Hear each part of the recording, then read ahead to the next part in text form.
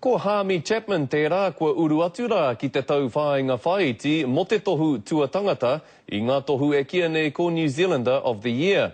Ko āna mahi manaaki I te hapori te take. Ko Hami Chapman tēnei. He pāpā, he koro, he hoa rangatira hoki. Having a home that took people in who were the less fortunate. I runga I tōna humārie e mea ana Hami na tōna whānau kē te tohu nei. I didn't even understand anything about it. New Zealand over the what? If people want to really know what the mahi's like, I said, go and ask the kids. They got out of their beds to give to someone who just got out of prison. He mea āwhina e Hami I ngā hapori o Āwherika ki ngā kienge o konei. What does whakawhetaungatanga really look like? You know, on the ground. Nāna hoki tēnei kura ko hunga me tēnei karapu rorohiko I whakatū I roto o Ōtara. Engari ki aia e hara tōna mahi I te mahi whakatika hapori. I don't think we can fix anybody.